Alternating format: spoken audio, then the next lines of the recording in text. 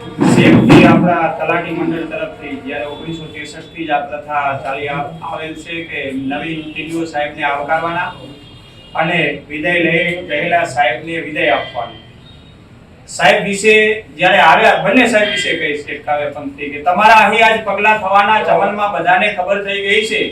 તમારા અહીં આજ પગલા થવાના ચમનમાં બધાને ખબર થઈ ગઈ છે. ચમન એટલે અમે કર્મચારીઓ. ચમનમાં બધાને ખબર થઈ ગઈ છે.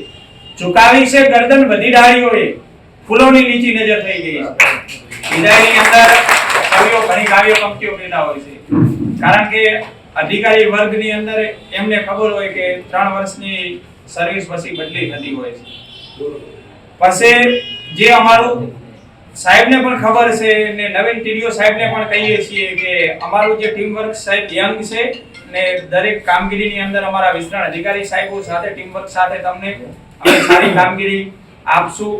અને ઝવેરચંદ મેઘાણી કહેતા હોય કે ઘટમાં ઘોડા થનગને આતમ જે પાક અણદેખેલી ભોમ પર યુવાન માટે આ સાહેબ સાથે બહુ આપણને સારા અનુભવ થયા. આપણને શરૂઆતની અંદર ખબર હશે કે આપણે જે સાહેબની મીટિંગ 5 મિનિટ જ ચાલતી, કામગીરી જોતી, પરંતુ બધું સાહેબ જે વ્યવસ્થિત આપણને રાખ્યા અને આપણી એક કર્મચારી તરીકે, કારણ કે કર્મચારી રૂપી ડાળી છે ને જે હેડક્વાર્ટરની અંદર પાકરે ને ત્યાં જ નિવૃત્ત થતી હોય છે, પરંતુ અધિકારી વર્ગને વારંવાર પોતાના વહીવટી અનુભવો થતા હોય છે અને સારા જે અધિકારીના અનુભવો હોય ને મિત્રો, ન્યુરોલોજિસ્ટ નો ડોક્ટર હોય ને એની અંદર એક દર્દી આવે ને એટલે ન્યુરોલોજિસ્ટ ઓળખી જાય, એમ જે સારા અધિકારી હોય ને એ કર્મચારીને આપણે એન્ટર થઈએ ને એ પ્રમાણે ઓળખ હોય.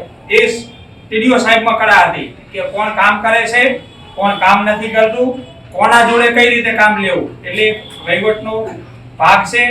સાહેબ જોડે હું જે તે ટાઈમે કચ્છની અંદર પણ 3 વર્ષ અમારા દબાણ ટીડીઓ સાહેબ હતા, એમના જોડે કામ કરવાનો અનુભવ છે. ખૂબ મજા આવી. ને નવીન સાહેબને પણ અમે વાદો આપીએ છીએ કે અમારી ટીમ વર્ક સાહેબ મજબૂત છે. એક ટીમ રાધનપુર તમને સારી રીતે કોઈ પણ કામગીરીમાં આગળ લઈ જશે. જય હિન્દ, વંદે માતરમ.